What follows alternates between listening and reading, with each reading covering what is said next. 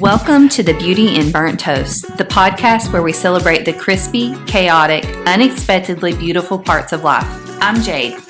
And I'm Jamie. We're two women doing our best to live with purpose, laugh through the mess, and talk about the stuff that no one puts on Instagram. Here you'll find real stories, unfiltered conversations, and reminders that perfection is overrated, but showing up, that matters. And whether you're building a business, raising humans, chasing healing, or just trying to remember what day it is, you belong here. So pour the coffee, reheat the toast, and let's get into it. This is the Beauty in Burnt Toast. Welcome back to the Beauty in Burnt Toast. I'm Jade, and today I have with us Julie Pope. Julie Pope is a friend, wife, sister, mother, and I would consider warrior. So, Julie, tell us a little bit about your story. Last year, you went through a lot of ups and downs, so just kind of start from the beginning. My husband McGuire and I, we decided that we wanted to get pregnant again. We tried for 6 or 7 months of just constant crying and stress and frustration. We got pregnant in January of last year, and then pretty much as soon as we got the positive pregnancy test, I was sick. And I was sick. By the time we hit 12 weeks, I had been hospitalized 6 times. That we finally got help with that around week 20. We switched doctors at 27 weeks. I got diagnosed with cancer, thyroid cancer. And then we navigated that. We navigated the sickness. And then unexpectedly at 38 weeks, we went in thinking that we were maybe in labor. We thought, she's not moving. Maybe she's just preparing, maybe this is my body getting ready to go into labor. And we got to the hospital, and they could not detect a heartbeat. So then we had a full-term stillbirth in October 3rd of last year. So now we've just been walking through all of that. Can you tell a little bit about some of the symptoms that you experienced through the pregnancy? I know most of it was related to the cancer, right? Yeah. So what happened was my first pregnancy with Sydney, I never got sick. Normal pregnancy sickness. And then with this pregnancy, something was different right off the bat. I couldn't even keep water down. I was exhausted. I was angry all the time. And my doctors just kept saying, sometimes this just happens in pregnancy and it's just hard to say when it will happen. And I was thinking, okay, this is more than that. Something's going on. But, we were so sick and we were in such survival mode already that we just kind of were just trusting our doctors.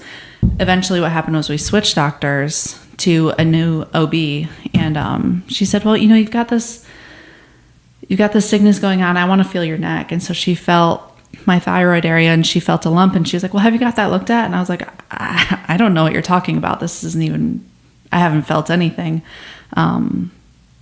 And so she sent us for an ultrasound of my neck. It's probably nothing. We see a little growth, but let's just get it looked at just in case. And then they look at the ultrasound and then they say, okay, you know what? Let's just do some blood work and let's do a biopsy just to be safe. They do the biopsy and it comes back as cancer, pretty advanced. They do the blood work, and my TSH level is supposed to be between 0.5 and 4.5, and it was 0.02. So it was nearly undetectable, yeah.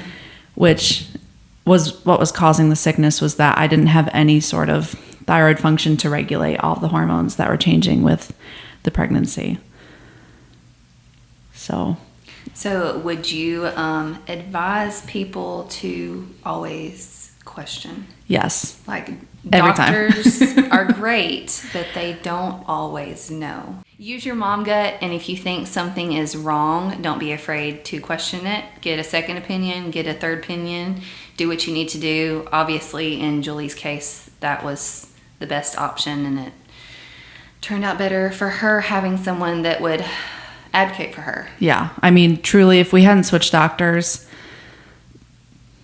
I just don't even know. I'm so thankful for her, because if we hadn't switched OBs just based on the sickness, we would have never found that cancer when we did, which was already a little bit too late.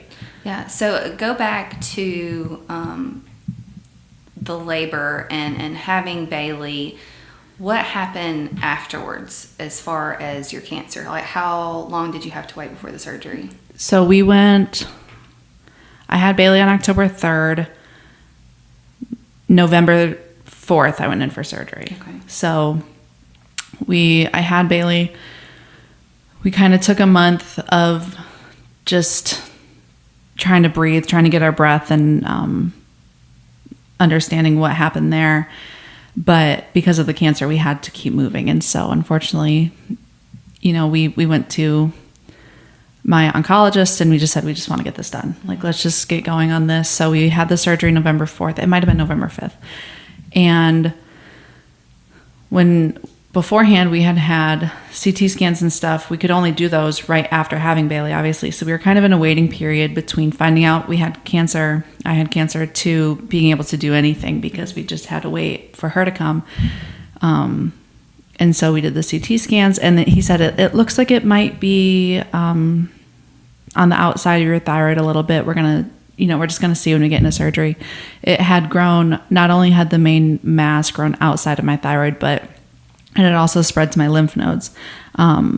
So once he got in, he took out 17 lymph nodes along with some muscle, along with the entire thyroid. And as it turned out, every lymph node had cancer in it. So we came up with a plan from there to do the radioactive iodine therapy and do all the scans and all the everything from that. So. And what was your recovery like from the surgery? It wasn't horrible. It was just sore. I had a drainage tube. It was super cool. But just normal surgery. Yeah. Okay, so every episode we do a burnt toast moment. So would you like to share with us your burnt toast moment? Yeah, I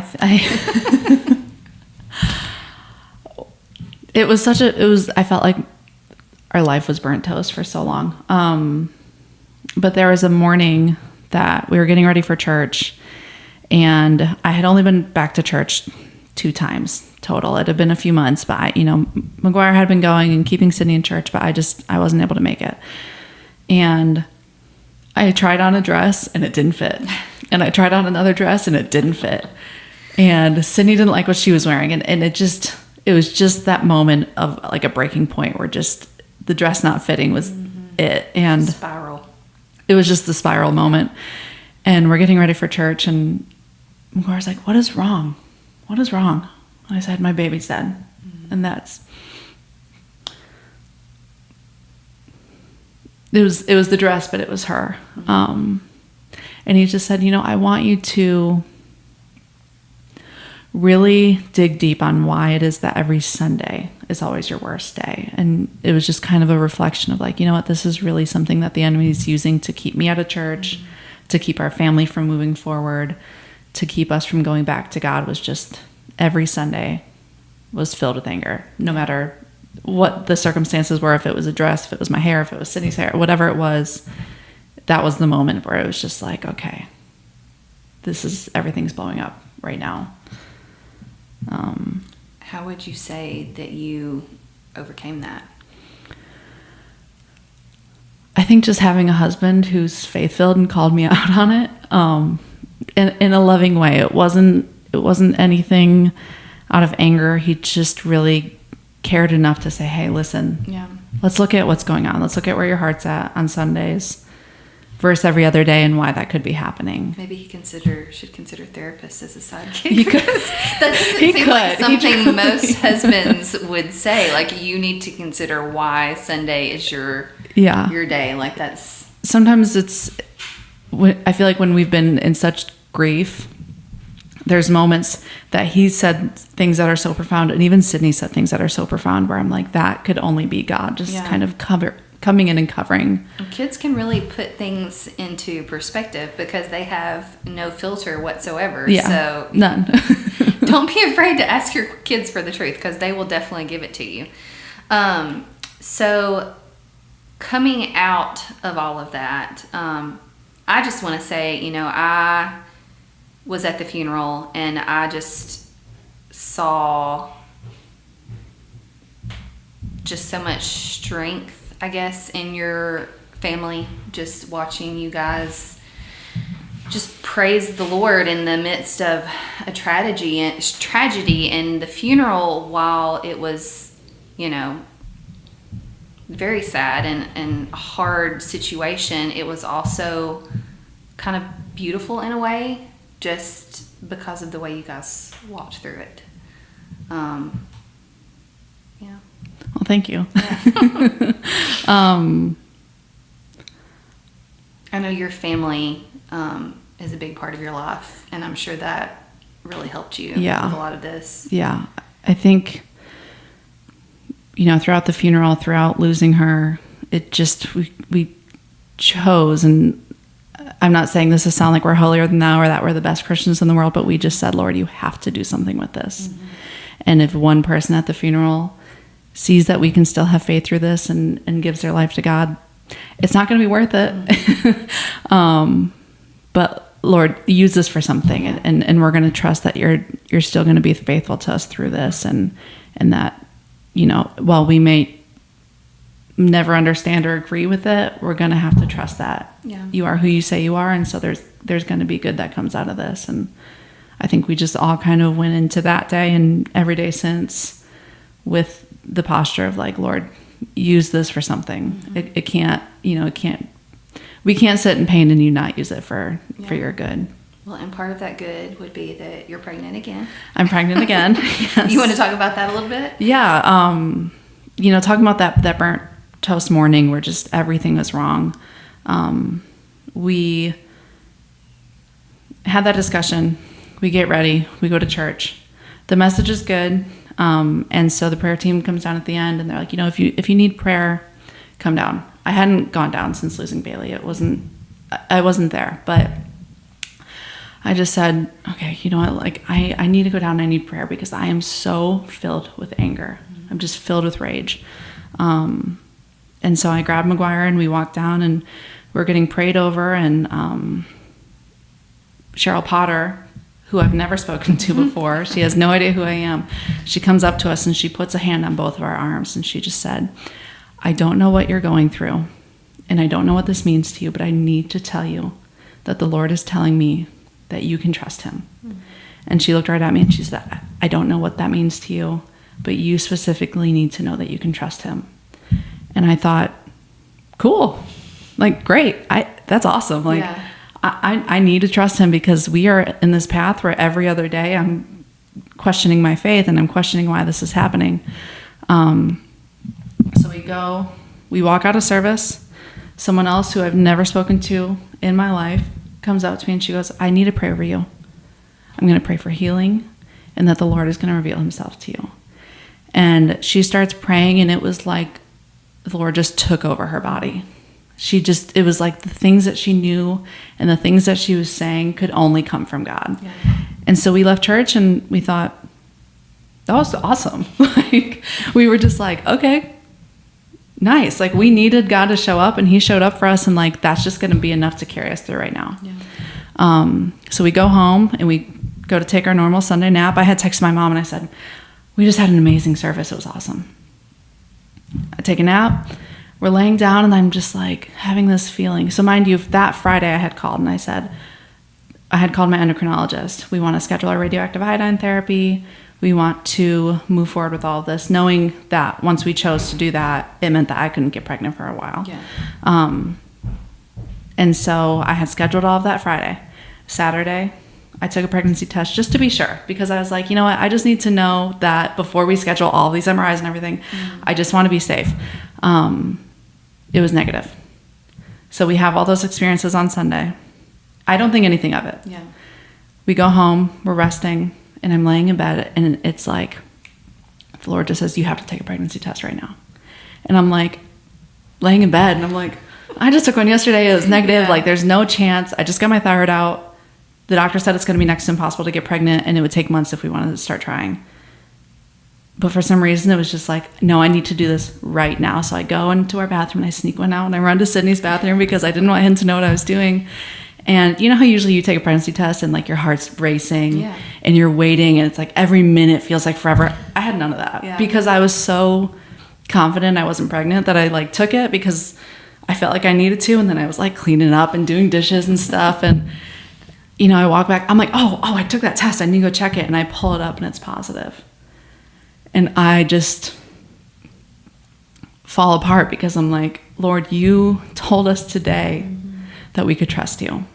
And that was enough. Crazy. Just the Lord telling us that was enough. But then to get this positive pregnancy test after a negative the day before and after being told it was impossible was like just the most moving day for us. That was like, it was like a burnt toast morning to like a full buffet of gourmet food that afternoon because we just were like, Lord, like you are doing this.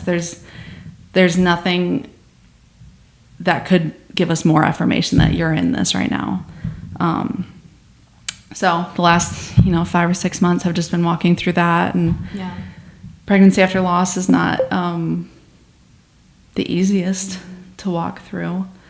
Well, I just want to go back to the people that really stepped up and spoke those words over you. I feel like that is so important, that if you feel like God is calling you to step out and pray over someone or give someone a word, obviously you need to do that because look how much impact it had on you. Right. And I thought that so many times. I thought, she has no idea what she just gave us. And from the first few months, every time that I was like, we're going to lose this baby again. Like, please, I don't want to lose this baby. We cannot handle this.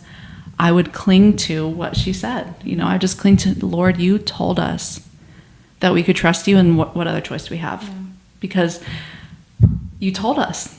But you've had no sickness this time too, right? I've had no sickness. It's been a completely different pregnancy. It's been a completely different pregnancy. I've had no sickness.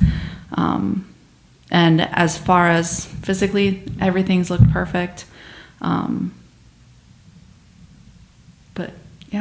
it's been so affirming to our faith and so restoring to our faith because, like I said, we were just in this space of like, Lord, do you even care? Mm-hmm. I was sick and it was going to be worth it because we were going to get this baby. Now we don't get this baby. And now, we get this cancer diagnosis and it's the easiest to cure, and then they get in and it's already advanced, and so just in the midst of questioning everything, it was like he said, no, listen, I'm still here and I'm still covering you. Well, so let's talk about that too, as far as the cancer. So that is back, correct? Mm-hmm. So just tell everyone a little bit about what that is going to look like, having another baby and then going through cancer treatments. So like I said, we had scheduled all the radioactive iodine therapy, everything. We found out we were pregnant. They called us on Monday to schedule it, and we had to say, nope. Cancel everything. So obviously that all got put on pause. In the meantime, my doctor wanted to do regular ultrasounds of my neck just to check. And unfortunately, about 2 months ago, they found another growth in a lymph node. They did another biopsy, confirmed it was the same cancer. And so we are unfortunately still in a waiting period, just praying that it doesn't get worse in the meantime. Now we'll have this baby, and then we won't even leave the hospital. We'll go into surgery. And so they'll do a full neck dissection. They'll get everything that they can out, and then we'll move forward from there. I'm not going to get pregnant this time. And we're going to do the radioactive iodine therapy, and they're going to check that it hasn't spread any further.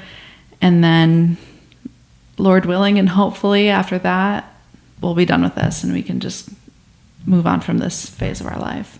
What is the waiting period between having surgery, going through all the treatment, and then trying for another baby if you wanted to? So from surgery, you have to wait at least 3 months to do the radioactive iodine therapy just for healing purposes. And then after that, I'll isolate for at least a week. McGuire and everyone will go stay at my parents. And then we'll have to wait. They say 6 to 9 months. 9 months is preferred, which is why we kind of hemmed and hawed with it for a while after losing Bailey, was because we were like, we're not ready to be pregnant again. But also the idea of waiting until, that would have set us out until not starting trying until this August. And so we were like, but that also sounds like a really long time. I've always wanted a big family. And so we were like, that also sounds like just hell. Yeah. So this time we'll do the surgery. We'll get to, Lord willing, take this baby home and then do radiation. And then 6 to 9 months after that, which, like I said, it's not going to be... Well, we won't be counting down the days this time. Give your body plenty of time to recover. Yeah. So out of all of this has come Bailey's Blankies. So why don't you tell everyone a little bit about that and how that came to be? Okay. So Bailey's Blankies is I guess it's a project that we're working on where we provide blankets and either hats or headbands to stillbirth parents in the hospital. So talk a little bit about who is making these, your mom, and we are. How that's so happening. My mom has a baby blanket business, a great baby, and when we were preparing to have Bailey, no one knew what we were having, but we had one of her employees get her blankets ready and stuff in secret without my mom knowing. And so we had these beautiful blankets with her name on them, and we were so excited to have her and show our family, like, look, we had a little girl and her name is Bailey Spring. And, we had been looking forward to that for 9 months, obviously. And so we had all these beautiful things. And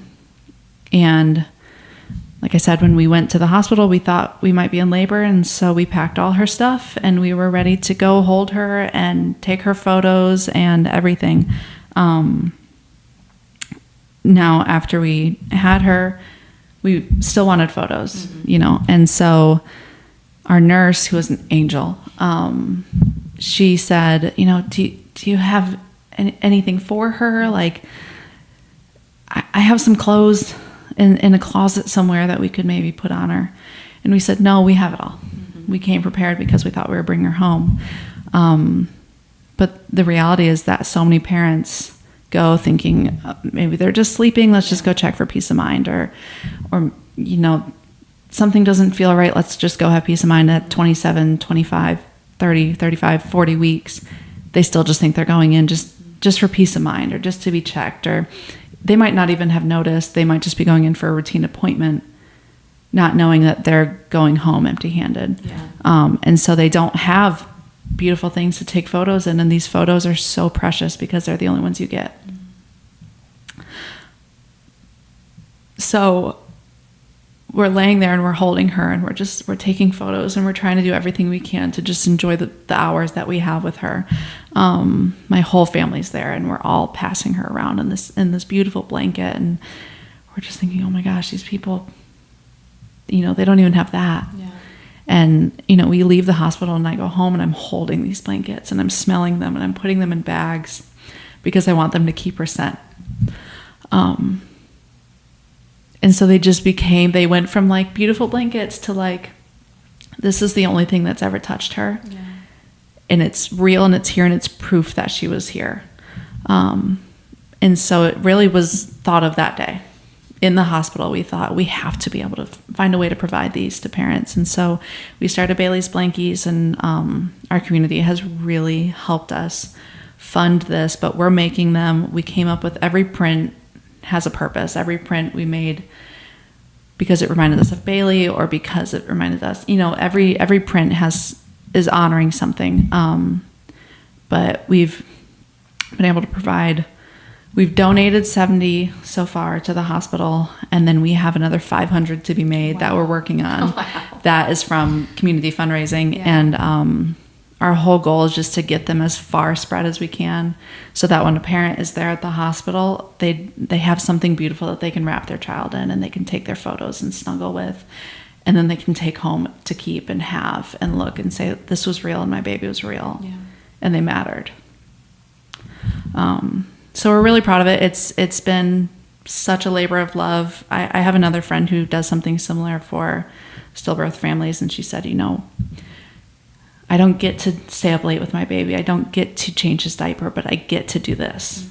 And so it feels like you're doing something for your baby. You're taking care of your baby, even though I'm folding blankets. It's something that I'm doing thinking of Bailey, and almost to take care of Bailey by keeping her memory alive. And so we're really proud of it. We love it. So tell people, if they wanted to donate or help in some way, how would they do that? So we have a website, we have a Venmo, Bailey's Blankies. It's agreatbaby.com/pages/Bailey's Blankies. And you can order a 10-pack. And if you work at a hospital, or someone who works at a hospital, or you're connected in any way, we can ship them to you and you can deliver them to the hospital, or you can just order them and then we'll deliver them to the hospital. There's also gifts that you can get for other stillbirth moms with their babies' names on them. And then there's a few more options of just ways that you can help, that we can fundraise, and we can continue giving these for the long run, because this is something we really want to continue providing, not just to North Alabama, but to everywhere we can. Yeah. Mm-hmm. Talk about the prints a little bit. So there's a blanket called... There's a Bailey Spring. Okay. What's the print on that one? Oh, it's just beautiful spring flowers. Everything is colorful. It's everything that I wanted. When we chose to name her Bailey Spring, was just spring flowers and florals and everything pretty. So that one my mom designed right after we had Bailey. And you even planted a garden, right? Yes. In your yard, yeah. And it's all spring flowers. It's tulips and there's butterfly things, and it's just just the girliest, springiest everything we could think of. So that's the Bailey Spring. There's the Emerson Floral, which we had chose for Bailey, so that was what she was wrapped in. And it's just beautiful, and it's kind of a little bit muted and kind of quiet, and so that's what we had Bailey wrapped in, and that's the blankets that I have. And then we have one that's called Morgan's Boats. One of my best friends, my very, very dearest friends, had the same due date as me, and she had a little boy named Morgan, who he's here with us, thankfully, but they did a nautical theme, and we kind of always said that they were little baby buddies. Yeah. And then we have Sydney's sheep, because when we put up a mobile in Bailey's room, it was Sydney's mobile, and it's just sweet little sheep. And then the last one is called Brandon's Bears, and it's a really, really sweet friend of ours who lost her son 40 years ago. She lost her son to stillbirth, and so we made this it's just a beautiful, serene, it's clouds and teddy bears. For someone who's like not in a headspace of, I want these pretty flowers, or I want silly little sheep, they just want something really nice and serene, and that's what that one is. Okay. And the blankets are very soft. They're very soft. Yeah. And you can get a hat as well. Yep. So every set comes with either, for the little boys, their little hats, and then the 2 girl prints are sweet little headbands with little bows, and just, they're really sweet, and they're really soft. Yeah. As a boy mom, I don't get to experience the boats. But well, they have little knots, and they have cute little things on them. Yeah. Awesome. So we like to end every episode with a Bible verse. And I noticed on the website that Bailey's Blankies corresponds with Jeremiah 17:7-8. And that verse is, "But blessed is the one who trusts in the Lord, whose confidence is in him. They will be like a tree planted by the water that sends out its roots by the stream. It does not fear when heat comes. Its leaves are always green. It has no worries in a year of drought and never fails to bear fruit." So why did y'all pick that verse? Yeah, so that actually came when I was pregnant with Bailey. I had been praying for months, like, Lord, just give us a verse. Give us a verse to pray over her. And I just I don't want to assign someone a life verse, but I did for her childhood, of just something to stick to, that we can cling to, of this is who we want her to be. Yeah. And above all else, I want her to be someone whose faith is so strong that it doesn't matter what life is right now. And so it came up one day. I was doing a Bible study. I wasn't looking. It just came up, and I was like, oh, that is so good. That is it. And, her middle name is Spring. And so I was like, just what I want is for her to give life. And she's Bailey Spring, because I felt like we were in such a season of winter of being sick and the cancer diagnosis and everything that I thought, she is going to be our spring. She's going to be our life-giving season. And so I had written it down. I had put it up in my office, and I had just been praying it over her, and just really felt like the Lord had put it on my heart. And so after we had her and we lost her, there was a few moments where I was like, none of this makes sense. Like, we're not in a season of spring. This is, this all feels like a cruel joke. But, reading the verse, I just said, no, Lord, like, you gave this to us. And you gave this to us at the right time that, we're in a season of drought. We're in a season that's going to be winter for a long time. But we're going to continue to bear fruit through that. And we're going to continue to give you glory through that. And we're just going to find some way to keep our roots strong. And so, to me, Bailey's Blankies as a whole is that. It's the culmination of, we're in a drought, but we're going to figure out a way to bear fruit through this. And we're going to figure out a way to bless people through this, and not just keep Bailey's memory alive, but to bring glory to God in the same time. So it's really set in our hearts.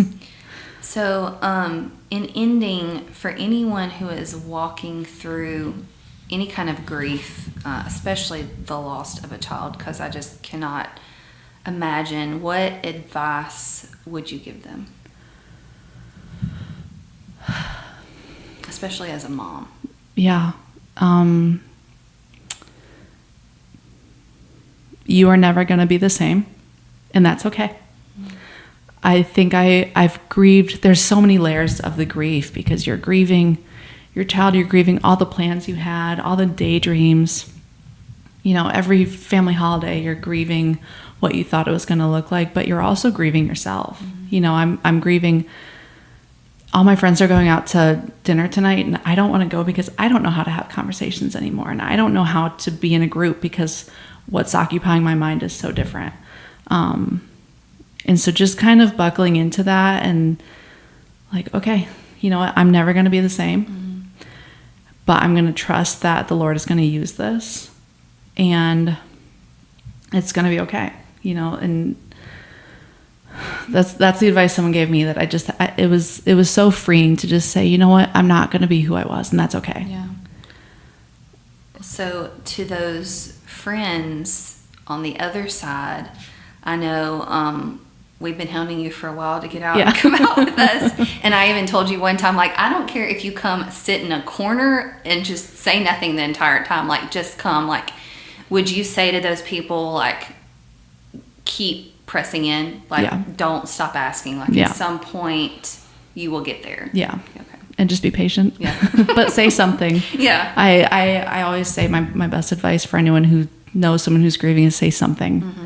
Because so many people were like, oh, I'm so sorry I never reached out. I just didn't know what to say. And I was like, well, I actually noticed that you didn't reach out. Yeah. You could have just said, hey, I'm thinking of you. Yeah.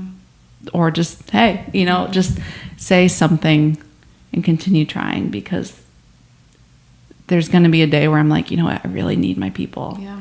And even if you recluse for 4 months, 5 months, a year, there's going to be the day that someone's ready to leave their cocoon. And I would even add to that, if you have someone pop up on your mind, that's for a reason. So don't hesitate to reach out to them and just say, hey, I'm thinking of you, because that could just make their entire day. Yeah. I had friends who didn't reach out, who sent me something 4 months later, and I'm so sorry this is so late, but what they didn't know is that it came on the perfect day. It came on one of my hardest days. It came on a day that I needed some encouragement. And so even if you're feeling like, I didn't text them right away, or I didn't show up at that time, show up when you feel like it, because you just never know what the Lord's putting on your heart, that they are needing that in that moment. Yeah. And it totally makes all the difference. That's good. All right. Thank you, Julie, for sitting with me today. In the hard places where the toast is burnt, the pain is sharp, and the answers are few. If you're walking through deep grief, holding shattered dreams, or just trying to breathe through another impossible day, please hear this. Your pain is real and your story matters. This episode was called Wrapped in Grace because even when life feels scorched and unrecognizable, grace doesn't run from the fire. It shows up in it. In hospital rooms, in quiet cries, in empty arms, in brave, broken women who still hope anyway. So if you've only got left crumbs, you're not alone. There's still beauty here, and there's still grace covering you, holding you, and walking you forward one hard step at a time. Until next time, I'm so glad you're here at this table with us. We'll keep your seat warm. Bye. Bye.